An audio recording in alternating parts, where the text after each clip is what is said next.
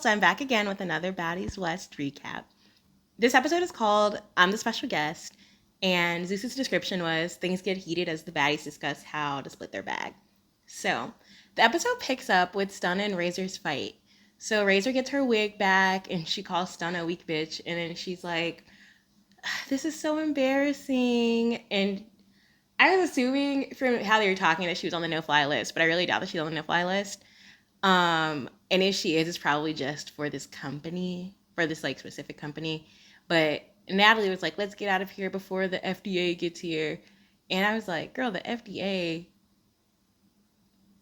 Okay. So then Nat is like, I might just start taking the bus. And then Razor's yelling, and she's like, I'm done. And she doesn't give a fuck about the investigation that's going on because of the fight. So Stunna gets her own sprinter, and it's just her and security. And Razor just wants to fight. She's like, I don't give a fuck about the no fly zone stuff. I don't give a fuck about no TSA stuff. And Natalie is like, I'm embarrassed. Which like, girl, these are a result of your own actions as a producer. Like this is what the girls think you want them to do, and they're gonna behave that way. Especially Stunna. Stunna said it on the plane on the PJ. She was like, you know what the show is. Let's not pretend like we don't know what the show is. So I just feel like Natalie should have expected that. And she felt like the girls on the bus were like mess starters, but really like all the mess starters are right there on the bus with you. Stunna is like, you ain't got the answers. You boring as shit. You can't little girl me. And she was like, you should know how to handle your liquor. And she's like, since you don't know how to handle your liquor, you a little ass girl. And so Razor starts yelling it low, and she's like, stop talking to me. Stop talking to me. Get out my face. Like, I don't want to be near none of y'all. You keep picking. And she just really just sounded like a slave master. Honestly, this got really boring. As like 6 minutes of this was enough. It just got very boring. It was just Natalie repeating points. It was Razor yelling. Natalie was like, I'm not fucking playing, bro. No more fights. And like the white mom in her really came out. Miss Karen popped out. So then we come back to the bus, and it's Tommie, Sky, Rolly, Kat, Biggie, and the girls are just singing and vibing. They're having a really good time, and they call Rock. And like honestly, but like it really like the people that seemed most concerned about where Rock was the people on the bus. And it's probably because she was supposed to ride the bus. I really like have an idea, but I feel like Nat would have thought that she would have started some stuff on the plane, which is kind of funny because Krishan has been on a PJ like multiple times.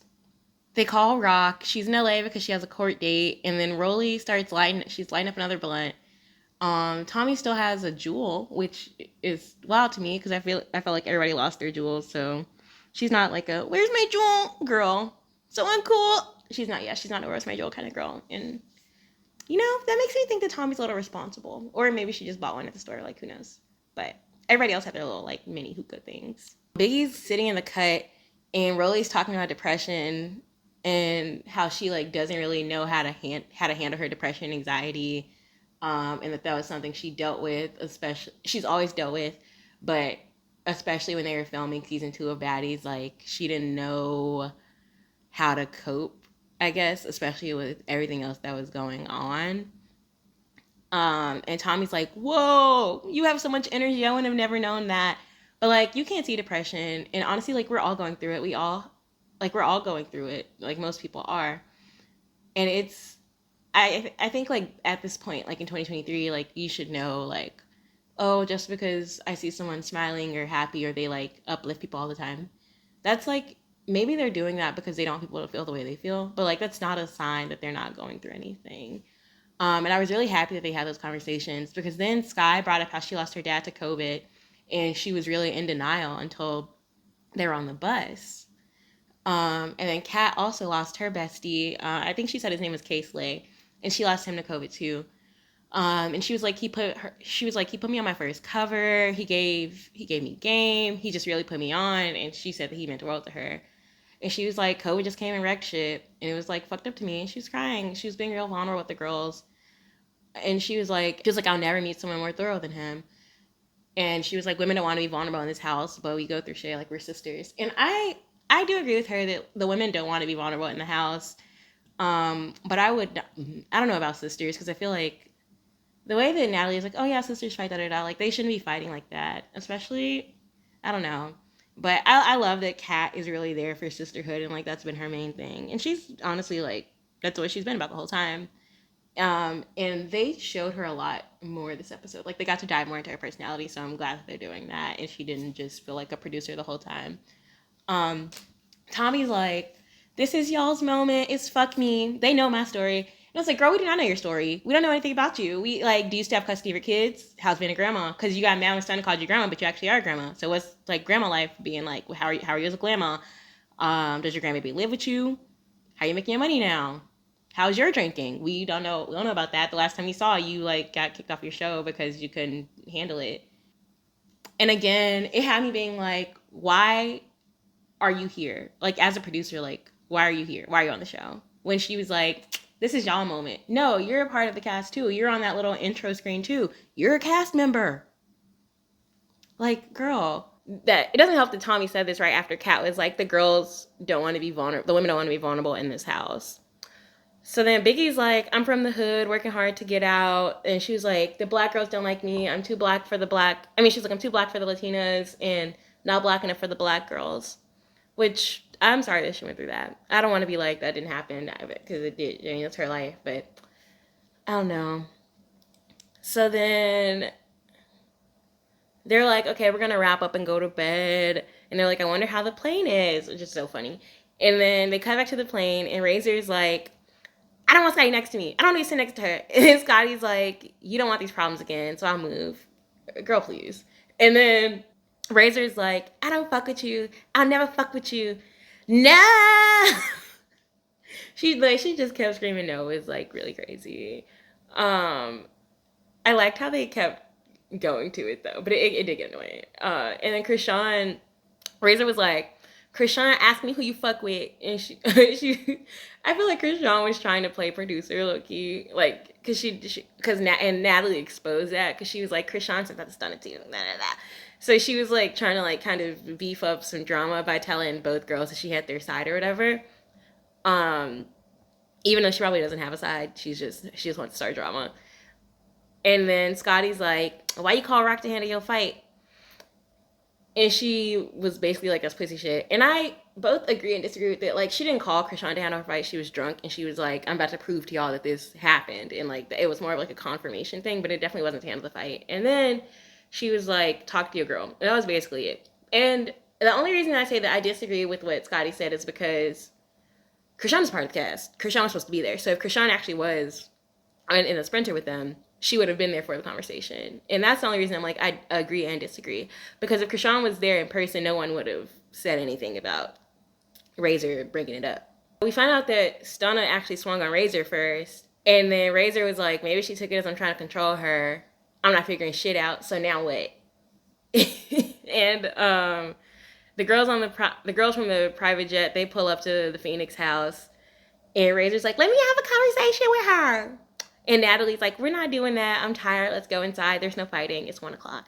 So they all go inside. The house is super cute, and it's the best one that they've stayed at so far. Natalie says whoever wants to go to that side can go to that side. Whoever wants to go to that side, go to that side, etc. But this is honestly such a lie, because Tommie comes in later and she basically says like, oh yeah, we split the room up by our girls, which bothers me.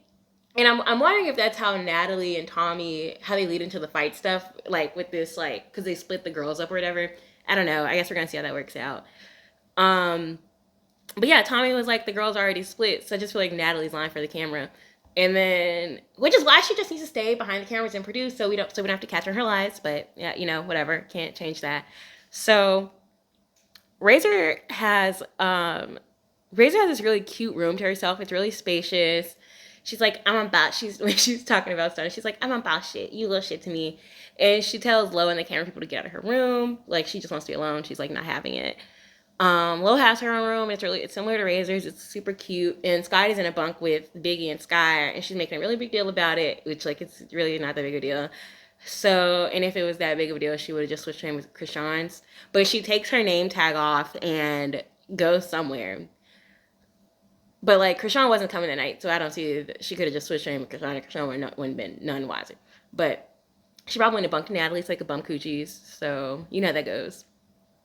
So then the girls from the bus arrive. Zeus does their little zoom out thing. They show the pool. It's, like, super huge. It's so pretty. I don't know why they didn't show when the first girls came. And then Sky says it's time for bed. So she's like in compliance with Natalie. She probably texted him and was like, no mess, go to bed. And Kat has this really cute room that she doesn't like, and it's so cute. It looks like it used to be a study. It has like a bookcase with like a built-in desk. It like these open windows around the entire room. Like it's so gorgeous. I would have slept in there. I thought it was super cute. And I personally loved it. Rolly has her own room and a bed that fits her, and I'm so glad about that because they really kept playing her last season, giving her those bunk beds or like those fucking full size beds. Like they were playing her. And then Biggie, when she sees her room, she's mad about the bunk beds too, and she's like, "I'm just sleeping in Tommie room." Also, like the way that Biggie uses the N word is like a little weird. I'm not saying her using the N word is weird, but the way that she uses it is weird. Like it sounds so forced. And honestly, like only descendants of chattel slavery should be using it, but that's a conversation for another day. Um, so then by the time Sky gets there, she's like, me and Biggie are sharing. So I guess Scottie actually did take her name. I mean, I guess Scottie actually did take Krishan's room. And Tommie says she doesn't like the room for Biggie, and that she formed a bond with the girls that she was on the bus with, and that's who she feels comfortable with now. So I feel like that means Tommie's going to be, when she splits, like she's going to be spending the rest of her time with them. And particularly because I feel like she has an issue with Lo. It's just kind of weird that as a producer, you would want to split between the girls. So then Natalie and Tommie are in the kitchen. They're talking. Natalie's like, so how was the bus? Expecting to hear about some fights or something. And Tommie's like, we had a really good time. Like, we had fun. We had a whole store. We had a lick. She's like, we got deep. The girls started opening up. And Natalie was like, well, shit, I'm going to start riding the bus too. So, and I was like, Natalie's either one, confirming that there's like a group A and a group B, like a cast A and a cast B type thing. Or two, she's distinguishing which girl she wants to be filmed with. And Nat likes to be around the like conventionally pretty girls, like the girls that like are deemed prettier than her. And she really just acts like a pimp. And then Natalie shows Tommie the fight from the PJ. She recorded on her phone instead of stepping in as a producer and stopping it. So that was kind of wild to me. And I don't really care that this is like a show thing. A fight on a PJ is just very different. And like that's not something that you do for views when you're literally like putting your safety and other people's at risk. And then no, I'm like, you imagine not being able to leave the country again because you can't get on the flight list, or like only having to do it by cruise or boat or something like that. That's unbearably long trip. So then Natalie's like, she needs to calm down with the drinking. The drinks don't stop in this lifestyle as like girls that are in the club are working. And then Tommie's like, we need to have someone on the team to watch people if they look sloppy and pull them aside. She was like, I've been there before. And I think Tommie was really coming from a place of knowing people who were there for her when she had her drinking issue. And Natalie was just like, if anyone fights tonight, they're going home. The problem is she tries to set up these things like the negative energy doesn't like. The problem is that Natalie tries to set up situations for these girls to get physical, and then she expects them to just like snap, be okay, and be good. And that's not how real life works. Like there's gonna be like actual tension and like actual emotion still going. Like it doesn't just end because you turn the camera off.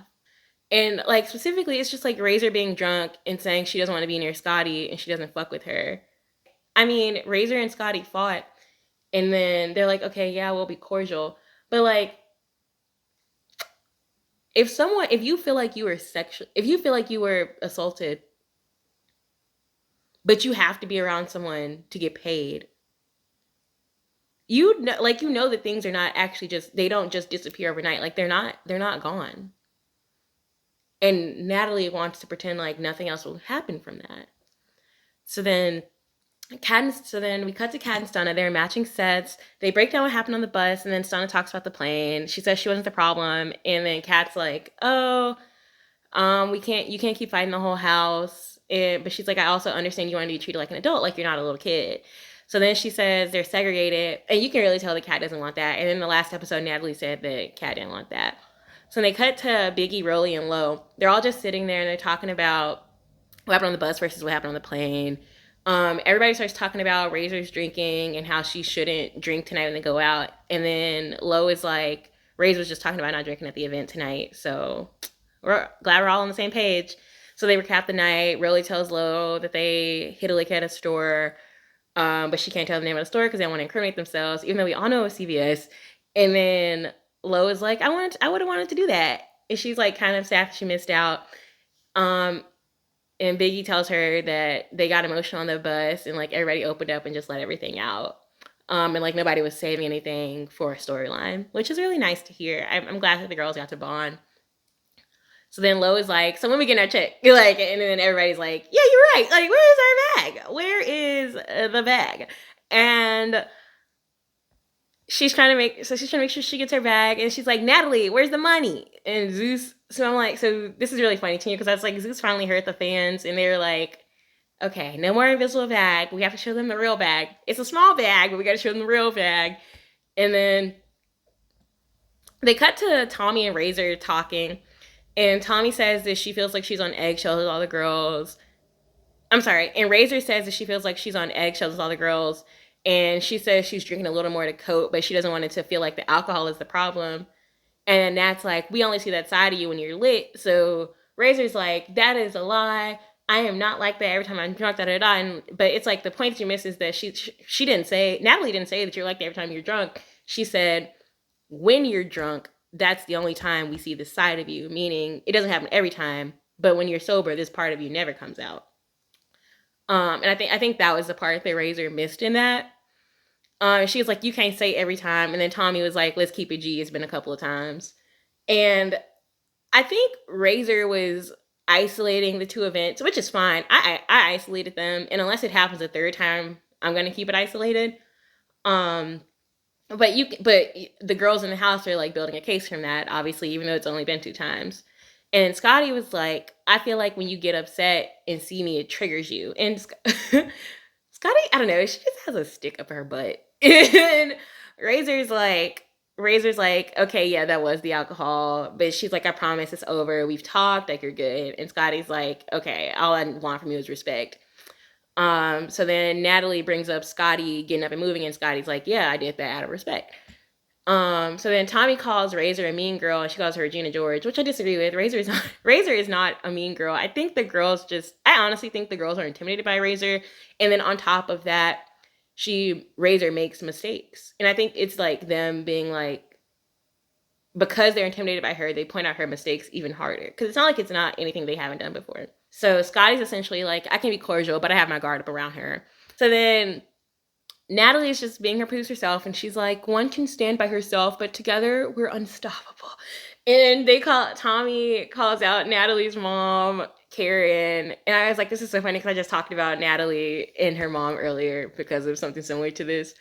So then we see Kat doing her makeup, Stunna's putting on her chain, the girls are just getting ready. Nat says they're gonna go to Club Monarch, and then that it's payday. So she finally reveals to us how much they made for the time in Vegas. Among the 11 girls, they made $20,000.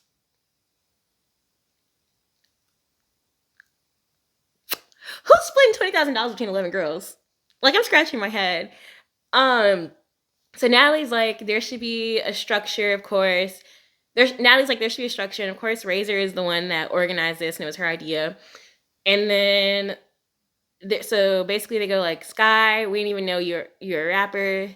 And Sky's like, everything I'm doing is on the go. I'm doing 4 different sets. We need structure. So they determine if they need structure. Lo is like, my song isn't done, but I'll do a performance tonight. And Nat's like, no.